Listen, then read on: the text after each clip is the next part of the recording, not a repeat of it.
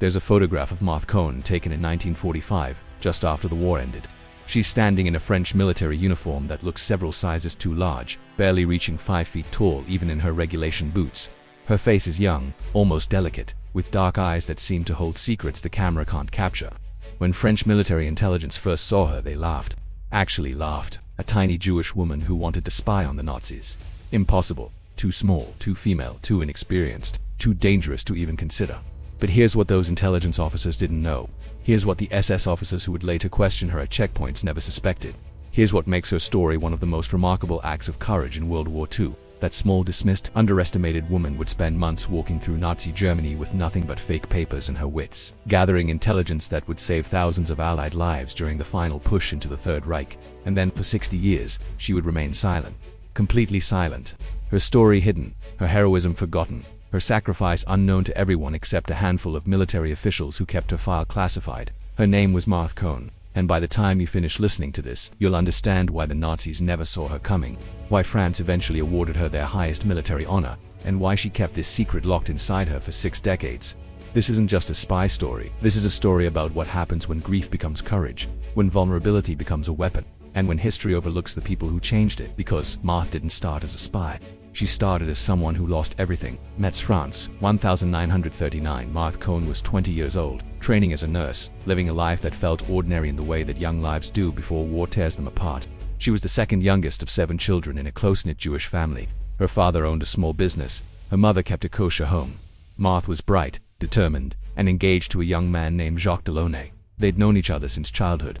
They talked about marriage, about building a life together after she finished her nursing training. They talked about the future as if they had one. Then Germany invaded Poland, and the future became something else entirely. By 1940, France had fallen. Nazi occupation transformed everything Marthe knew. Her family, like all Jewish families in occupied France, suddenly lived under laws designed to erase their existence. Yellow stars, curfews, lists, deportations, the daily degradation of being marked, monitored, and made invisible except when the Nazis wanted to see you. Marthe continued her nursing work, but now she was caring for refugees. For people fleeing the advancing German forces, for families torn apart by policies that viewed their humanity as negotiable, and Jacques enlisted in the French army. She remembers the last time she saw him, not the details of what they said, but the feeling of knowing without saying that goodbye might be permanent. He promised to write. He promised to come back. Young men always promised to come back. Jacques was captured in 1940 during the Battle of France, sent to a prisoner of war camp. For a while, letters came. Brief, censored, but enough to know he was alive. Marthe held on to those letters like they were oxygen. She read them until the paper wore thin. She memorized every word. She waited. Then, in 1943, the letters stopped. Not gradually, not with warning. Just stopped. Marthe wrote to the Red Cross, to military officers, to anyone who might know something. Months of silence followed. Months of not knowing whether to hope or grieve. And then, finally, confirmation arrived in the form of a brief official notice. Jacques Delaunay had died. Not in combat. Not in any way that might have carried honor or meaning. He'd died in a camp, Auschwitz. The notice didn't specify how. It didn't need to. Marthe was 24 years old, and something inside her crystallized into something harder than grief. Most people, when they lose someone to senseless cruelty, fold inward. They protect themselves by withdrawing, by building walls between themselves and the world that hurt them. Marthe did the opposite. She decided that if she couldn't save Jacques, she could save others. If she couldn't protect the man she loved, she could fight the regime that killed him. But she didn't just want to resist in small ways, in the quiet acts of sabotage and defiance that characterized so much of the French resistance. She wanted to hurt them, really hurt them. She wanted to walk into their territory and take from them what they'd taken from her. She wanted to become a spy. Now here's where most intelligence stories would tell you about an official recruitment, about talent spotters identifying promising candidates, about systematic training programs. That's not what happened with Marthe Cohn. She recruited herself. In 1944, as Allied forces prepared for D-Day and the liberation of France, Marthe approached French military intelligence directly. She walked into an office in newly liberated territory and told them she wanted to work behind enemy lines. They looked at her like she'd lost her mind. 4 feet 11 inches tall, 100 pounds soaking wet, female, Jewish, with an accent that marked her as French the moment she opened her mouth. No military training, no intelligence experience, just nursing credentials and what they perceived as naive determination driven by grief. The officers she spoke with were polite but firm. Absolutely not. Impossible. Do you understand what you're asking? Do you understand what the Nazis do to spies, especially Jewish spies, especially women? We can't send you. We won't send you. Go back to nursing. Contribute that way. Stay safe. Marthe refused to leave. She argued with a persistence that would have been admirable if it wasn't so apparently suicidal. She pointed out advantages they couldn't see because they were too busy seeing disadvantages. Her size meant she wasn't threatening. Her gender meant Nazi soldiers would underestimate her. Her nursing background gave her legitimate reason to move through territory and ask questions. Her language skills, she'd learned German, could get her through checkpoints. Her Jewish identity, she wouldn't mention it. She'd use fake papers. She'd become someone else. The intelligence officers listened with increasing discomfort. This wasn't just dangerous, it was potentially a death sentence, and they would be responsible for sending her into it. But here's what changed their minds. Marthe pointed out something they couldn't argue with. The Allies were preparing to push into Germany itself. They needed intelligence about troop movements, defensive positions, supply lines, fortifications. They needed people who could get close to German military installations without raising suspicion. And every male agent they sent was being caught. Men of military age traveling alone aroused immediate suspicion. Men asking questions got arrested. They needed someone the Nazis wouldn't see as a threat. They needed someone invisible. After weeks of Marthe's persistence, French intelligence made a decision that must have kept those officers awake at night.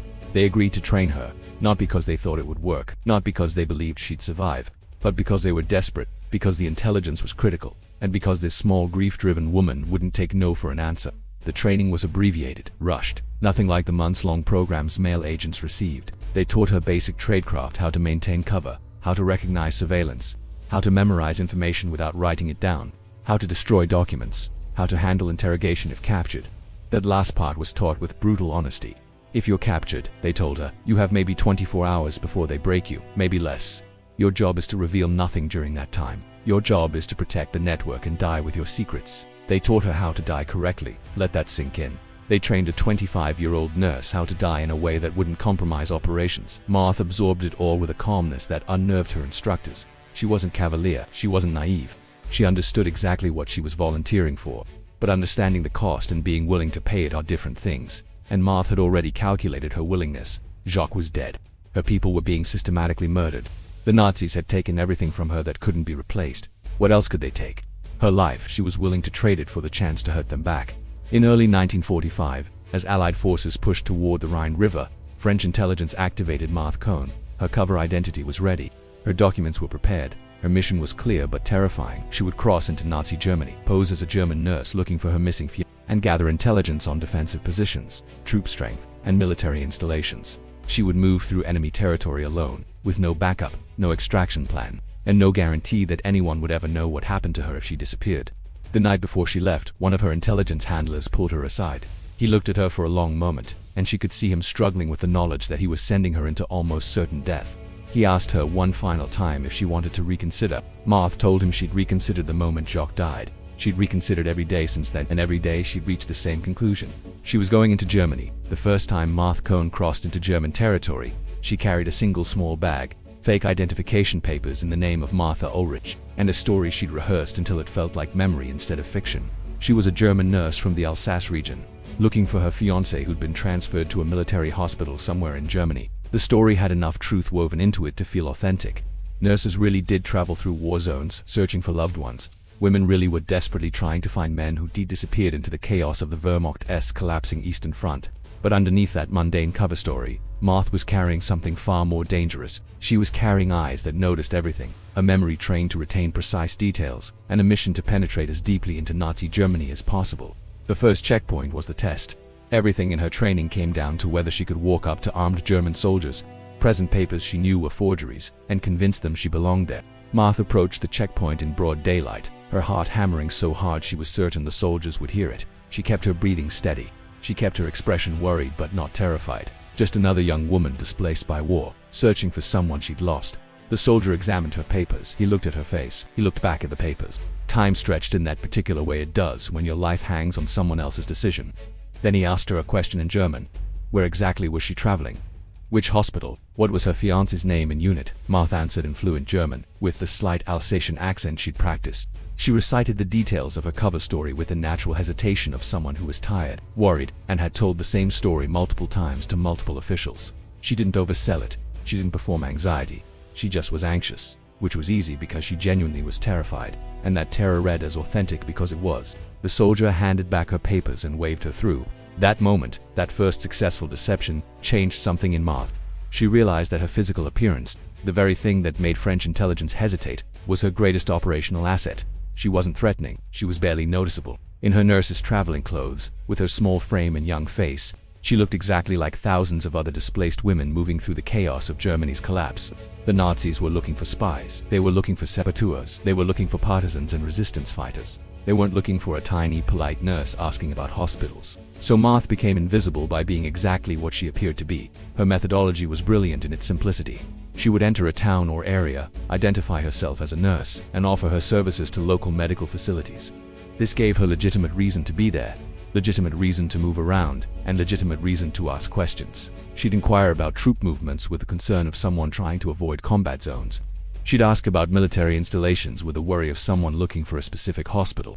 She'd observe defensive positions with the careful attention of someone trying to find safe routes of travel. And she remembered everything. The German military, in those final months of the war, was a strange mixture of paranoia and chaos. They were suspicious of everyone, checking papers constantly, arresting people on the slightest pretext. But they were also dealing with millions of displaced persons, refugees, retreating units, and collapsing infrastructure. A single nurse traveling alone. She got questioned, certainly, but she also got waved through, pointed in directions, sometimes even helped by soldiers who saw her as a civilian casualty of war rather than a threat. Marthe exploited that perception ruthlessly in one town. She deliberately approached a group of Wehrmacht soldiers and asked for directions. While they consulted a map to help her, she memorized the military markings, the unit designations, the defensive positions they casually mentioned in another location. She offered to help at a military aid station, spending hours treating wounded soldiers while observing the flow of casualties, the types of injuries, the units they came from.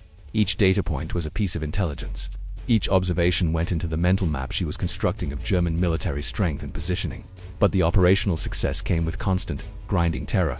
Every checkpoint was a potential exposure. Every conversation was a test. Every night she spent in German territory was a night she might not survive. Marthe developed habits that kept her alive. She never stayed anywhere more than one night. She never wrote anything down. She never confided in anyone, no matter how sympathetic they seemed. She practiced her cover story before sleeping, reviewing every detail, making sure the lies were more familiar than the truth. The close calls came regularly. Once, in a small town near the Swiss border, an SS officer pulled her aside for extended questioning. He was suspicious of her papers, suspicious of her story, suspicious in the way that SS officers were trained to be suspicious. He separated her from other travelers and took her to a small office. He went through her bag item by item. He asked her questions about her supposed fiancé, about her hometown, about details of her nursing training. He watched her face for inconsistencies, for signs of deception, for the micro-expressions that reveal lies. Marthe answered every question with the emotional truth of someone who'd actually lost her fiancé. She let tears come when she talked about not knowing where he was, about fearing he was dead, about the desperate hope that drove her search. She didn't fake those emotions. She channeled her real grief about Jacques into the performance. The SS officer saw genuine pain, genuine desperation, genuine fear.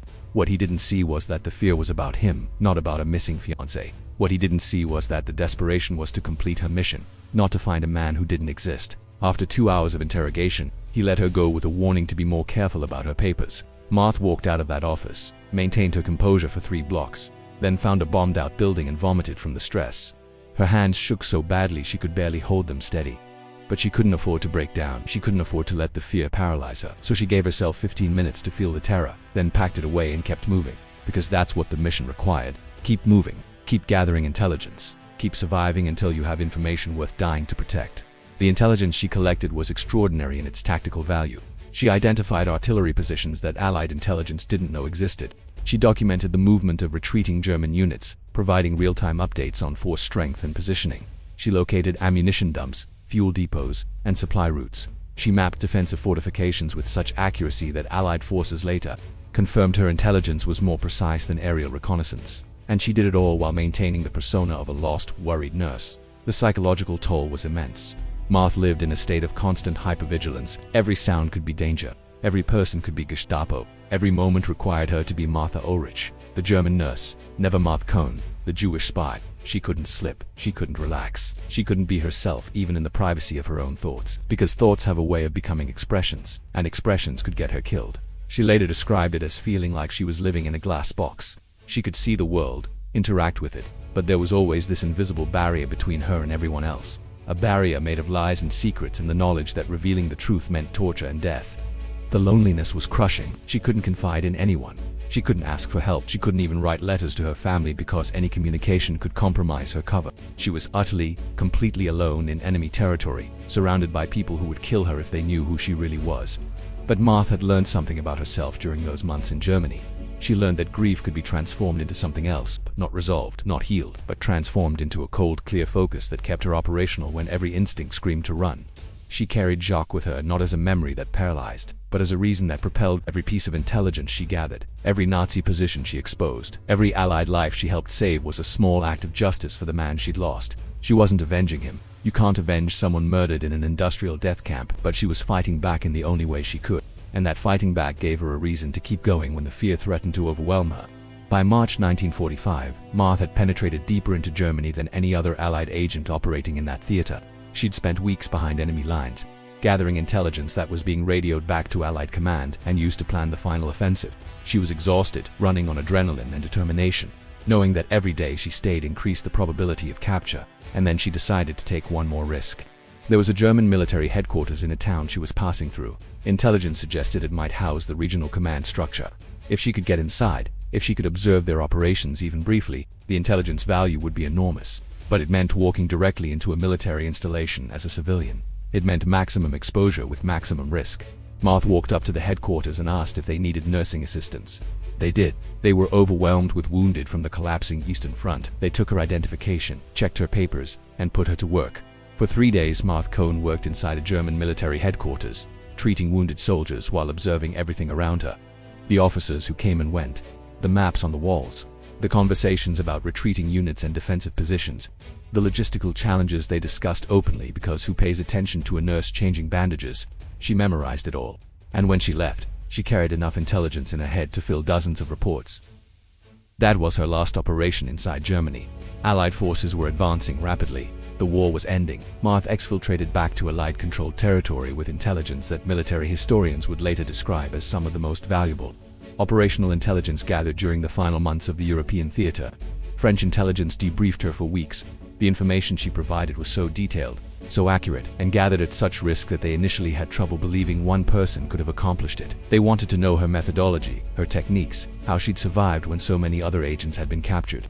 Marthe's answer was simple. The Nazis never saw her as a threat because she didn't look like one.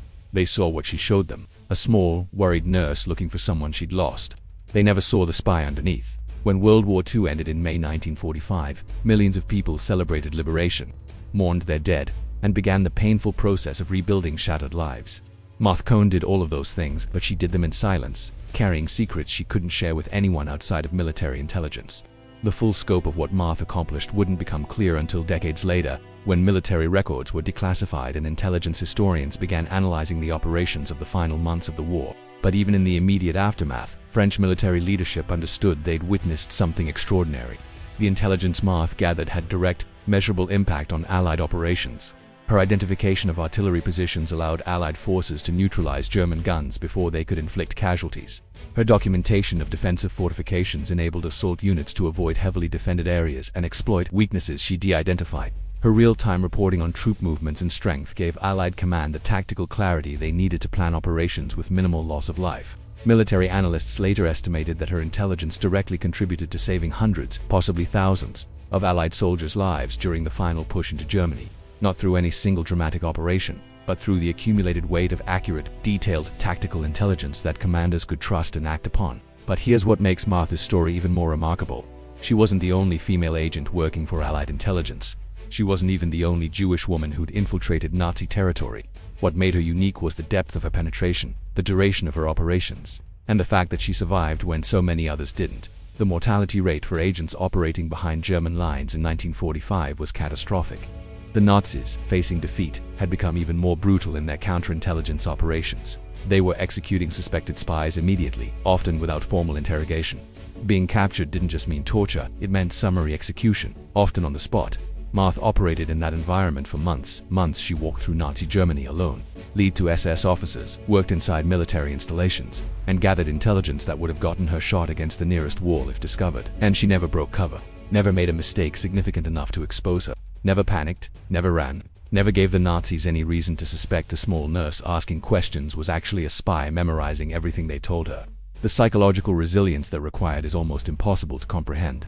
Most people, when faced with that level of sustained danger, would eventually crack. The stress would accumulate until it became unbearable.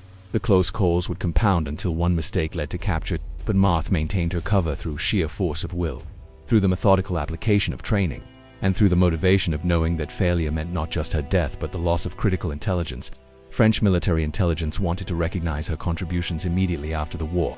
They wanted to award her medals, acknowledge her service, celebrate her survival. Marthe refused. She didn't want recognition. She didn't want attention. She wanted to disappear back into civilian life and try to forget the person she'd been inside Nazi Germany. But there was another reason for her silence. French intelligence made it clear that her operations were classified. The methodologies she'd used, the cover identities, the infiltration techniques, all of it remained sensitive.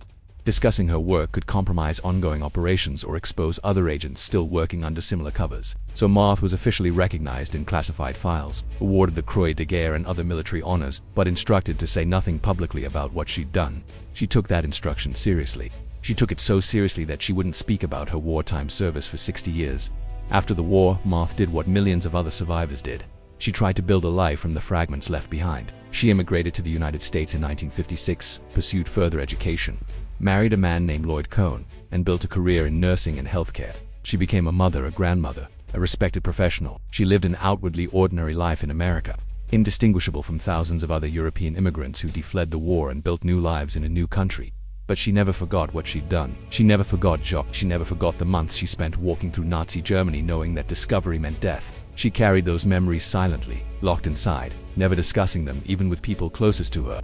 Her husband Lloyd knew she'd been in France during the war.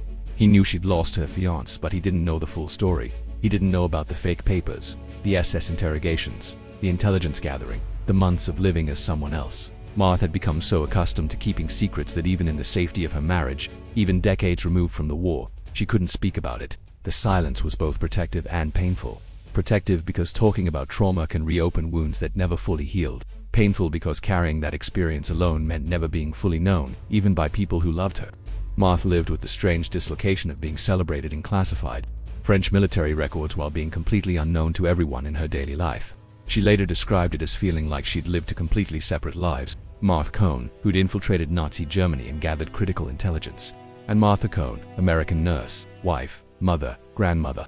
Those two people existed in separate compartments of her memory, never quite reconciled, never quite integrated into a coherent whole. But the human cost of her service extended beyond her own psychology.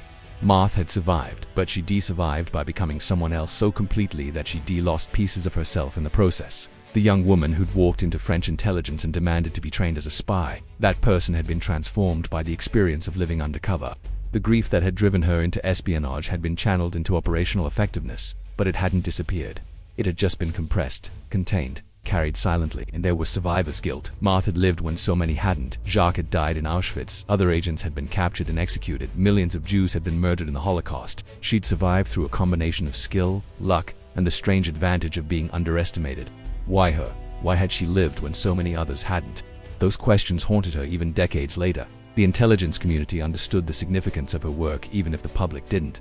In the years after the war, as Cold War intelligence operations evolved, Marthe's techniques were studied and incorporated into training programs. Her use of civilian cover, her exploitation of gender bias, her methodical approach to gathering intelligence while maintaining cover, all of it became part of the lessons taught to new generations of intelligence officers.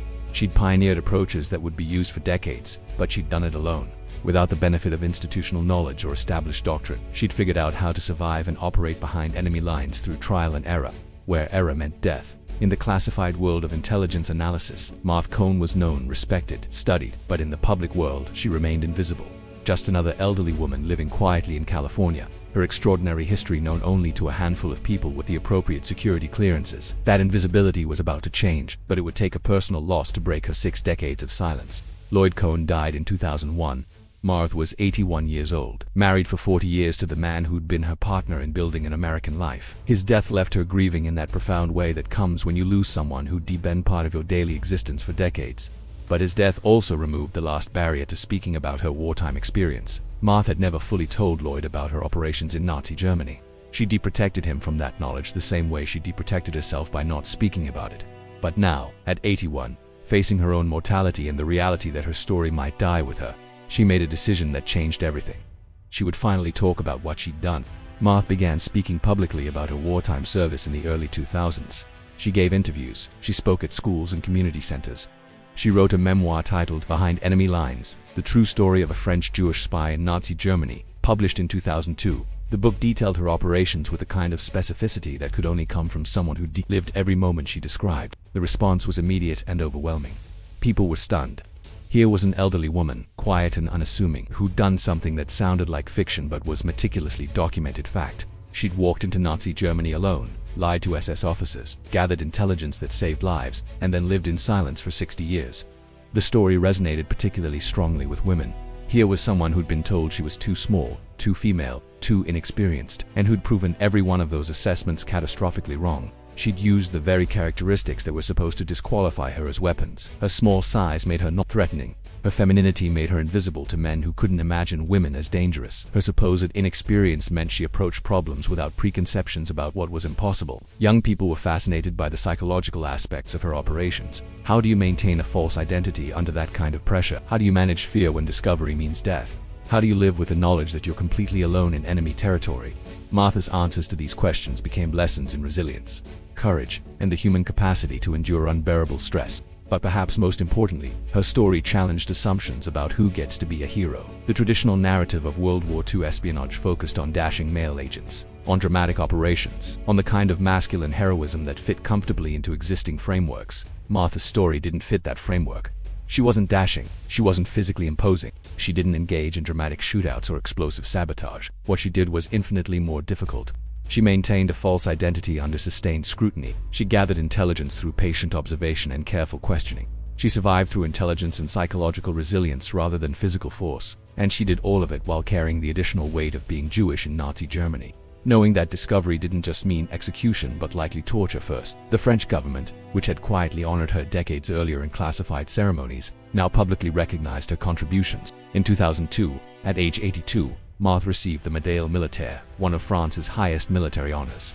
The ceremony was public, covered by media, attended by military officials who understood the historical significance of what she'd accomplished. She was also awarded the French Legion of Honor, the country's highest decoration. These weren't ceremonial awards given to elderly veterans as gestures of respect. These were recognitions of actual operational excellence, of measurable contributions to France's liberation, of courage under the most extreme circumstances imaginable.